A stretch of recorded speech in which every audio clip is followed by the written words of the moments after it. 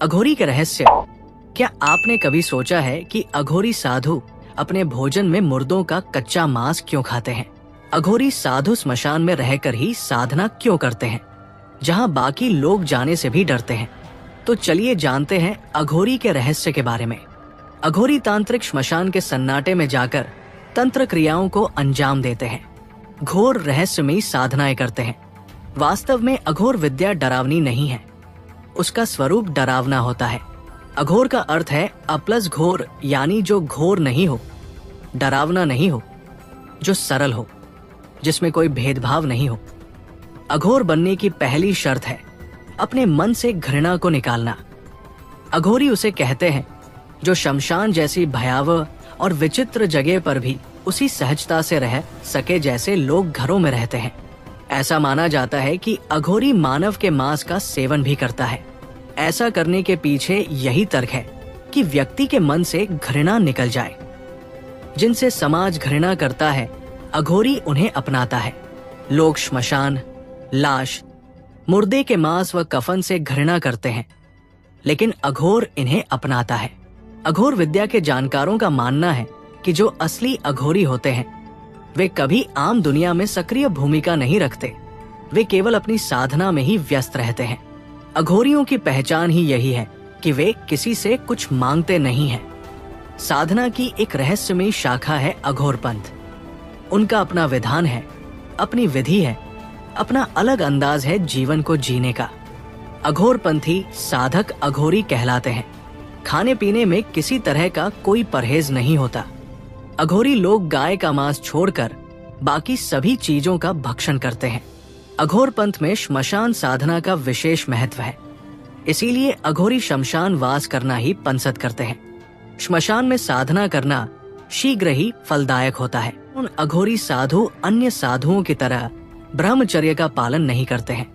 इनके अनुसार जीवन के हर पहलू को स्वीकार करना आवश्यक है, चाहे वो यौन संबंध हो या अन्य वर्जित कृत्य। जितना हम अघोरियों की रहस्यमयी दुनिया में गहराई से उतरते हैं, उतना ही हमें रहस्य और रोमांच का अनुभव होता है। राख से लिपटे हुए ये अघोरी साधु स्मशान घाट में मिले अधजल शवों का मांस खाते हैं, तो कभी शव के साथ यौन संबंध बनाते हैं। और ये सब वही नहीं रुकता, वे मासिक धर्म के दौरान जीवित महिलाओं के साथ भी शारीरिक संबंध बनाते हैं। ये जानकर आपके मन में सवाल जरूर उठेगा, आखिर ये साधु कैसे हो सकते हैं? समाज में साधुओं का ब्रह्मचर्य का पालन करना अनिवार्य माना जाता है, और अघोरी ना तो ब्रह्मचर्य का पालन करते हैं और ना ही इनका खान पान साधु संतों जैसा होता है। मांस और मदिरा का भोग लगाने वाले ये अघोरी शिव के पुजारी होने का दावा फिर क्यों करते हैं? श्वेता स्वतरोप उपनिषद में भगवान शिव को अघोरनाथ कहा गया है, और अघोरी बाबा भी शिव के इसी रूप की उपासना करते हैं। बाबा भैरवनाथ भी इनके आराध्य माने जाते हैं। मासिक धर्म में महिलाओं के साथ संबंध बनाने के पीछे भी एक मान्यता है, क्योंकि ये अपनी शक्तियों को जागृत करने के लिए कुछ विशेष परीक्षाओं से गुजरते हैं। ऐसी महिलाओं के साथ जिनका मासिक धर्म चल रहा हो, शारीरिक संबंध बनाना उनके लिए शक्ति प्राप्त करने का तरीका है।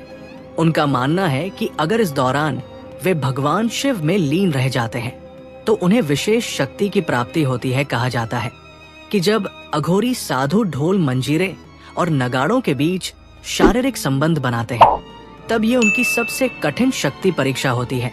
अगर इस दौरान वे अपने ध्यान को शिव में स्थिर रख पाते हैं तो वे संपूर्ण रूप से अघोरी माने जाते हैं। ये उनके लिए एक प्रकार से ब्रह्मचर्य का पालन करने जैसा ही होता है, जहां शारीरिक क्रियाओं के बावजूद उनका ध्यान केवल भगवान शिव में केंद्रित रहता है।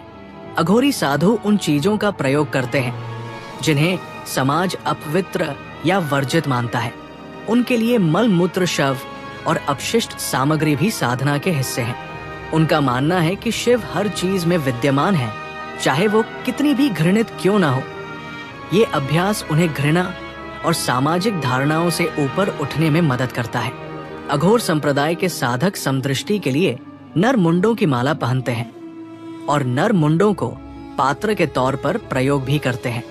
चिता के भस्म का शरीर पर लेपन और चिताग्नि पर भोजन पकाना इत्यादि सामान्य कार्य हैं। अघोर दृष्टि में स्थान भेद भी नहीं होता, अर्थात महल या श्मशान घाट एक समान होते हैं। वाराणसी या काशी को भारत के सबसे प्रमुख अघोर स्थान के तौर पर मानते हैं। भगवान शिव की स्वयं की नगरी होने के कारण यहाँ विभिन्न अघोर साधकों ने तपस्या भी की है। यहाँ बाबा कीनाराम का स्थल एक महत्वपूर्ण तीर्थ भी है।